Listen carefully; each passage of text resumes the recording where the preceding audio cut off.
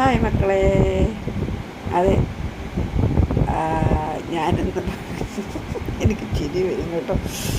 ഞാൻ ഈ പറയുന്നത് അപ്ലോഡ് ചെയ്യുന്നത് രാത്രിയിലായിട്ടാണ് എടുക്കുന്നത്. പകലാണെങ്കിലും അപ്ലോഡ് ചെയ്ത് തരുന്ന രാത്രിയിലാണ്. ഇത് വായിച്ചിട്ട് എനിക്കിപ്പോൾ നല്ല കമൻറ്റും കിട്ടുമെന്ന് എനിക്കറിയാം.